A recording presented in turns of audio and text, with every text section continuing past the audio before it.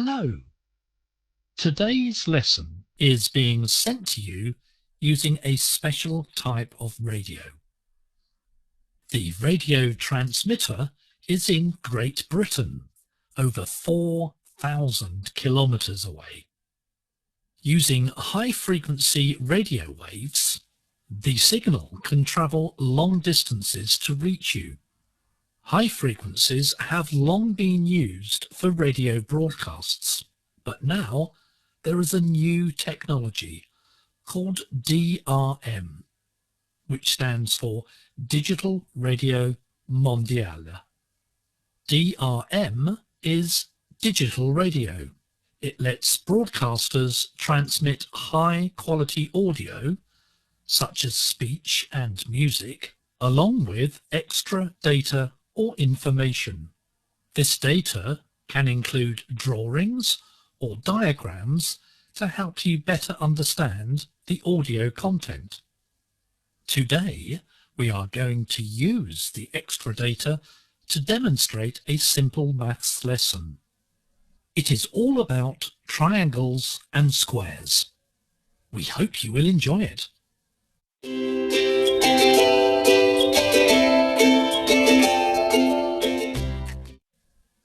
Today's lesson is about shapes, or polygons, which means a shape or an object with many sides.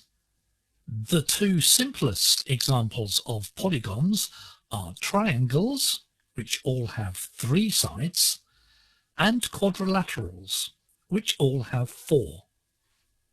We are going to look at triangles and quadrilaterals and find out more about the relationship between the length of their sides and the angles between them. Triangles are particularly interesting, as there are several types of triangle which have special rules about their angles and how to calculate the lengths of their sides. Over 2,000 years ago, a Greek philosopher, astronomer, and mathematician by the name of Pythagoras discovered that there are some very interesting and very useful facts about triangles, which even today are commonly used in everyday life and work. It was Pythagoras who discovered that all triangles have angles that add up to 180 degrees. But he also found some special types of triangles, which we are now going to look at in more detail. The first of these is the right-angled triangle. A right-angled triangle will always have one angle that is a right angle, or 90 degrees. This means that the other 2 angles must add up to 90 degrees, because the total must always be 180 degrees. Now, in the Journal menu structure, please go to Mathematics, Geometry, Lesson 1, Page 1.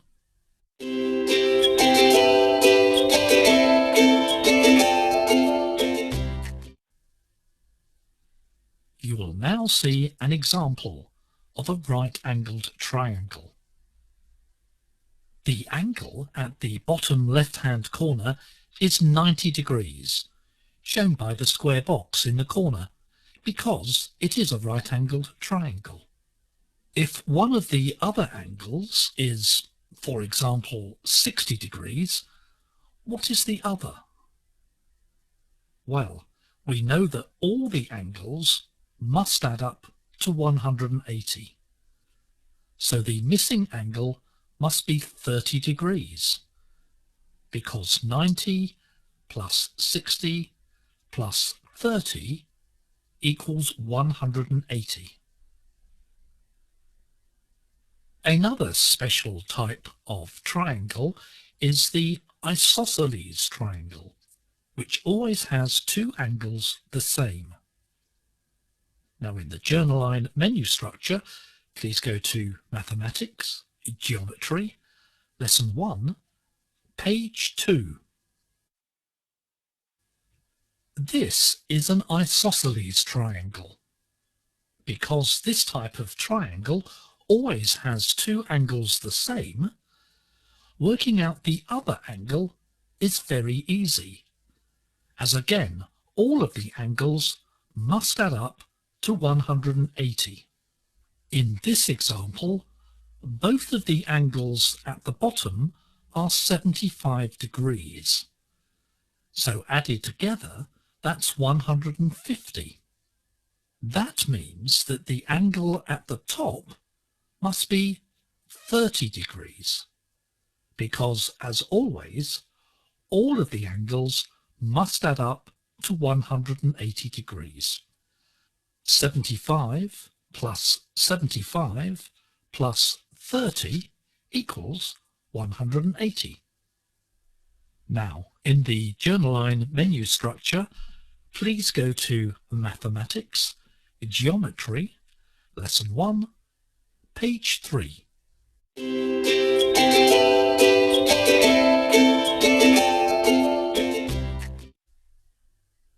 Let us have a look at another special type of triangle, the equilateral triangle. This is the easiest to calculate because in an equilateral triangle all of the angles are 60 degrees. So 60 plus 60 plus 60 equals 180. Not only that, but in an equilateral triangle all of the sides are the same length. But we'll look at how to calculate the sides of different types of triangle a little bit later.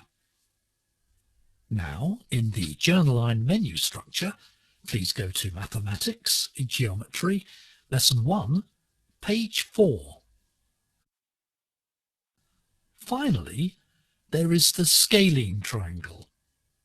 Unlike all of the other types of triangle that we've looked at so far, all of the angles of a scalene triangle are different. Each one of the three angles are different, but once again, they will always add up to 180 degrees. In this example, 58 plus 77 plus 45 equals 180. Now, in the Journal-Line menu structure, please go to Mathematics, Geometry, Lesson 1, page 5.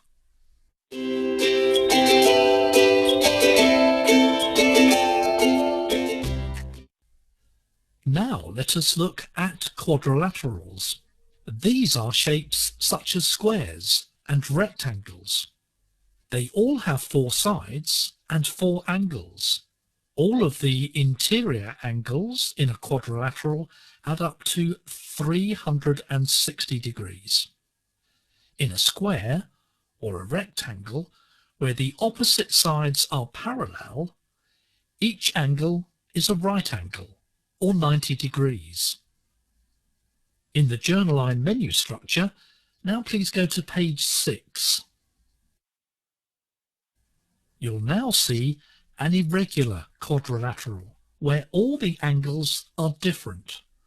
But once again, they all add up to 360 degrees. You can check this for yourself.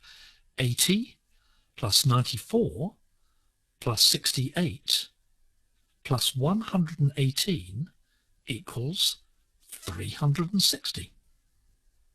Now in the Journal-Line menu structure, please now go to Mathematics, Geometry, Lesson 1, page 7.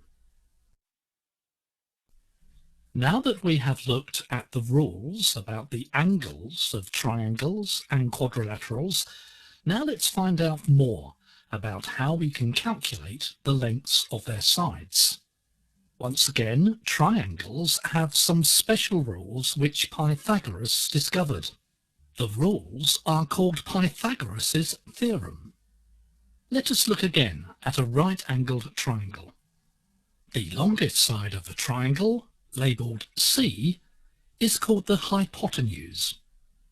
The hypotenuse is always the longest side of a triangle, and it's always opposite the right angle.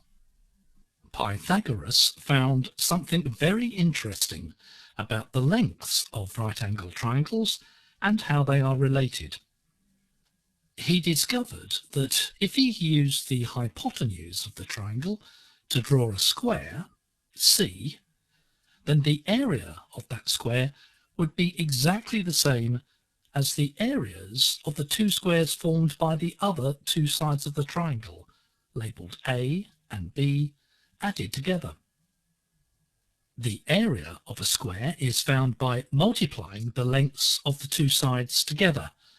So in the case of the diagram, the area of square A is calculated by multiplying A by A, which is often written as A squared. The same applies to the square formed by side B. The area of square B is length B multiplied by B, or B squared. So, just to repeat, Pythagoras' theorem states that the area of square C equals the area of square A plus the area of square B. Another way of writing this is C squared equals A squared plus B squared. Now, in the Journal-Line menu, please go to Mathematics, Geometry, Lesson 1, page 8.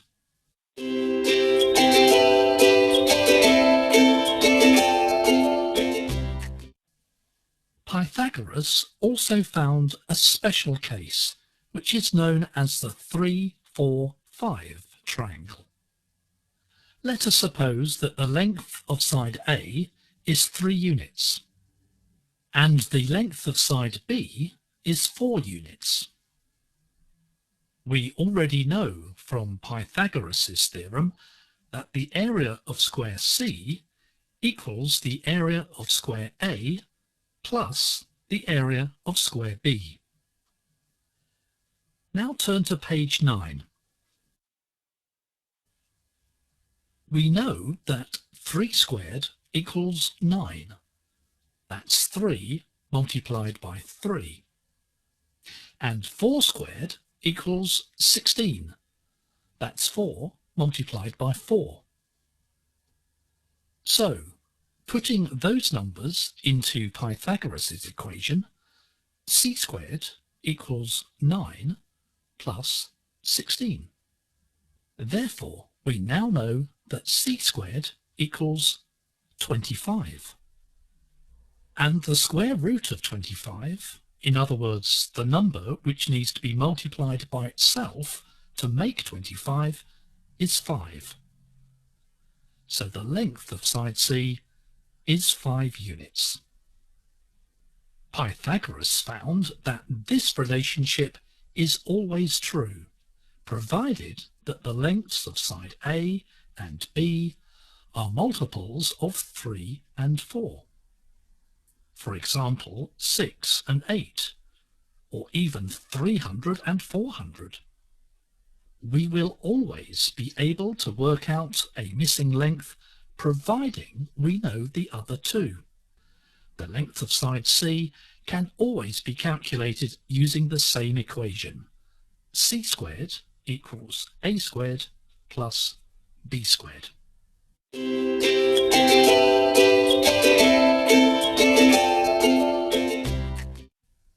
And that is the end of today's lesson. We hope that you have enjoyed it and that you now know more about triangles and quadrilaterals and how to work out their angles and the lengths of their sides. Goodbye and see you again soon.